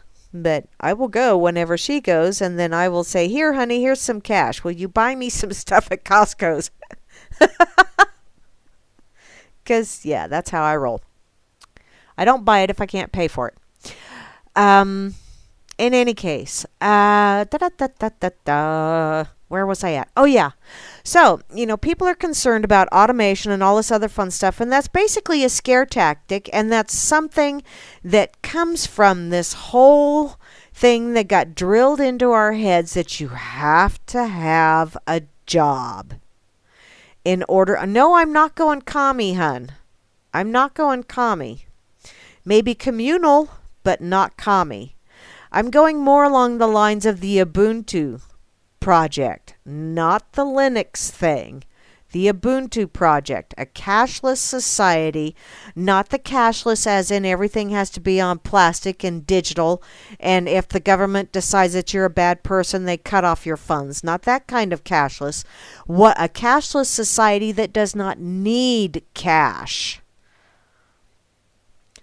And that is a mindset shift. That is a massive mindset shift. But it is possible. You don't have to go about this thing with the planned obsolescence, because that's also, if you look back at things from the 30s, 40s, and 50s, what they projected life would be like for what we're living right now, the Jetsons things. Oh, jet.com for non-perishables. I'll have to check that out, Grimmy. Thank you. But a lot of things were supposed to make life easier. But then they got into that whole planned obsolescence thing. And this whole thing of you have to keep working. And to me, it was one of those things where the dark side kind of took over things. And we need to realize that the dark side doesn't need to control everything. that we can get to a point, and I really think that's what created the slackers that you see in society. Because if people know that they can live off of someone else's labor, there's a certain percentage of society that's going to do that. Because of the mindset that has been propagated for centuries. But if you start changing that mindset and you get it to where everybody has a talent, and everybody has to spend at least 3 hours a week helping out in the community. Call it community service if you want. Check out the Ubuntu project. No, it's not doable right now. I get that. But to me, that is something to shoot for. That is a goal to aim for. You know, not having to have cash, not having to go to work, but instead working on projects that you enjoy, working on the talents that you excel at, working with people that you enjoy working with. And it's not for financial gain. It's for the simple joy of producing something, creating something. I know, call me crazy. I've been called it before. I've been called a lot worse. But to get back to this one, people ignoring facts that contradict their false beliefs. Thank you once again, Sock Puppet. This is from zerohedge.com. If you want a picture of the future, imagine a boot stamping on a human's face forever. Yes, there are an awful lot of people out there that are ignoring what's going on.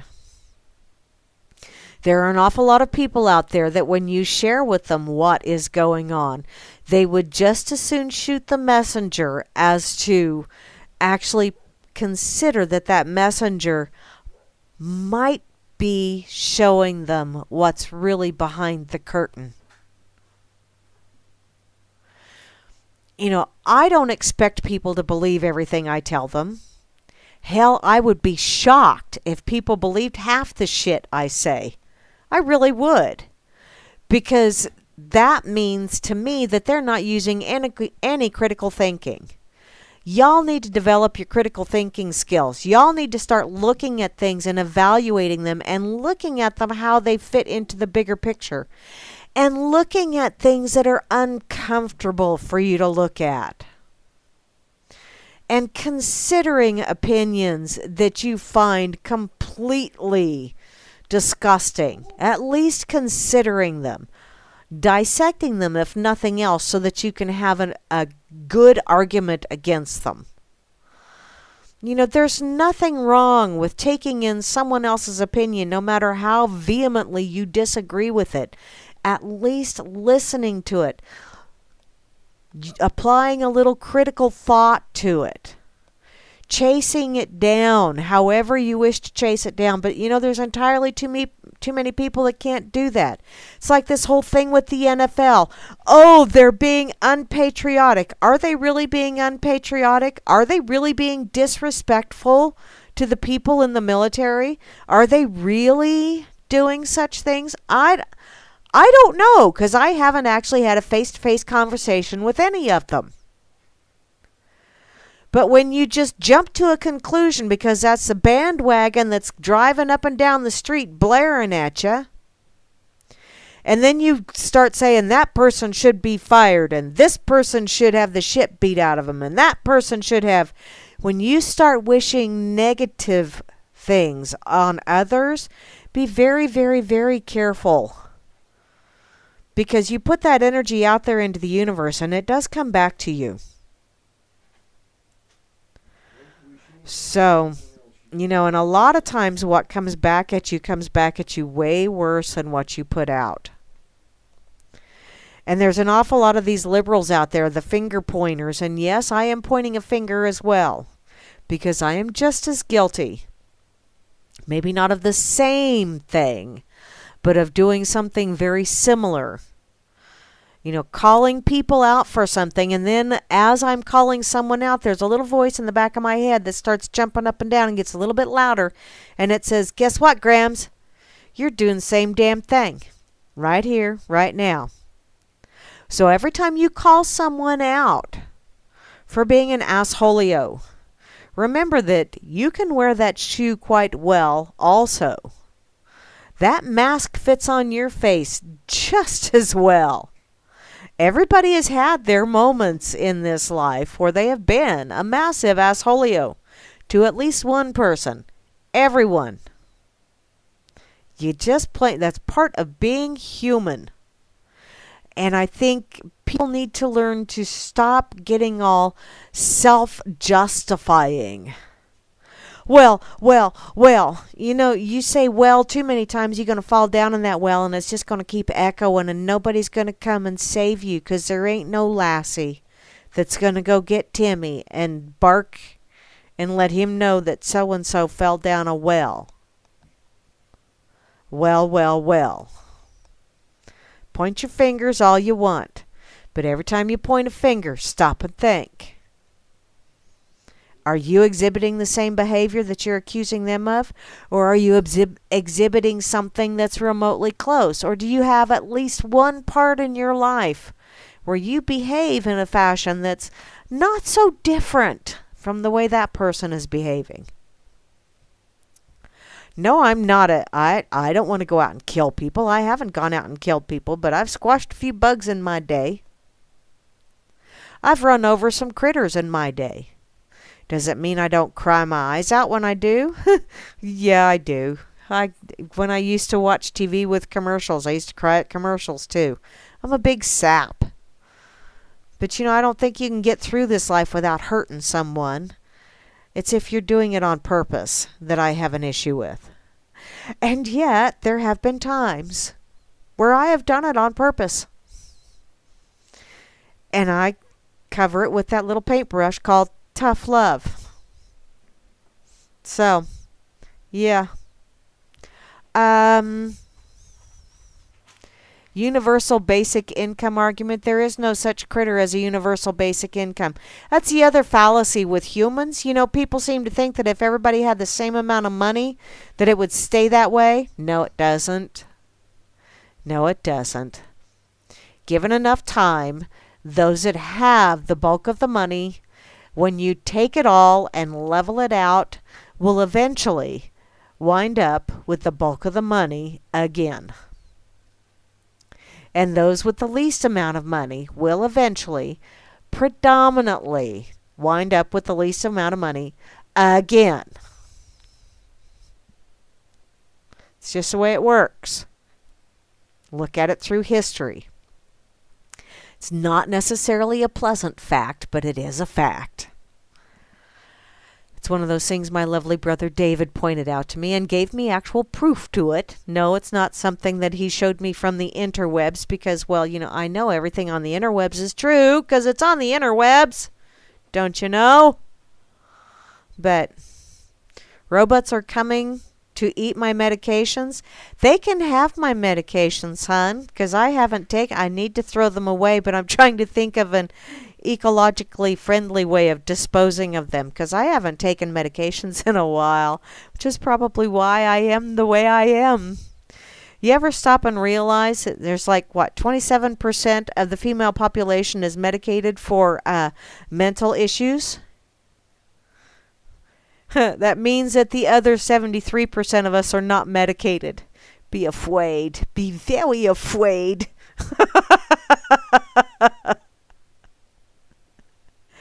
I know, Grammy. Give me the free stuffs now. And there will always be a percentage of the population that will say, but I can't. You must take care of me. There will always be a percentage of the population, or until the mind shift changes, until we evolve beyond this whole bullshit that we're in right now. What's that, Vinny? Opinions, shits, and plenty of fucks to give. Yay! See, Vinny's such a giving character. See how you are, Vinny. Oh, wow. I've been chitty-chatting and I'm just about out of time. Y'all been listening to Grammy's Rocket Chair here on this Freaker Friday evening, and I have gotten a little bit on the freakish side this evening, if I do say so myself. But I've had a phantasmagorical time. I don't know about you guys. Be sure to stick around because Grimner and Moose Girl will be on later on this evening with the Freakers Ball here on this Freaker Friday evening. By the way, it is also a Pastafarian holy day for those of you that are of the Pastafarian faith. So please, all praise to the Flying Spaghetti Monster. May you be touched by his noodly goodness. And also say a big arg because it's Talk Like a Pirate Day. Pastafarian holy day, and Pastafarians believe that pirates are like the saints of their religion. And, you know, when you go to heaven, they have beer volcanoes and strippers. So, hey, go for it, guys. Have a good time. I'm going to be over checking out the Chippendales, although they're all gay, but it's okay. It's not like I want to do anything with them anyway. Oh, well. Off on a tangent I go. Tomorrow morning, I'm thinking that there will be a dork table. Vinny, are you going to be doing the dork table with Flasher Rooney Dork? I hope so. I won't be around, but have a good show if you guys do it. I hope you have a blast. Let's see. I don't know what else is going on tomorrow, if anything. I think Bo Diddy's still busy. And Kira is still busy. Sunday at noon Eastern Time, Grimmy will be playing the blues. And there will hopefully be a rousing game of Trivial Pursuit going on in the RLM chat. And Grim will be leading you into Hal Anthony, who's going to open up a can of whoop ass on yo ass, take yo ass behind the woodshed. Yeah, where the crickets don't go because they know he's going to whoop their ass. That's pretty much the way it works. Also, Sunday evening will be Gary L. and Gigi's Boo with The Road Less Traveled. So be sure to come back and check stuff out. Always something way cool going on here on the RLM. I will be back next Wednesday for the Wackadoodle Wednesday edition of the Rocket Chair. But until then, y'all have an absolutely amazing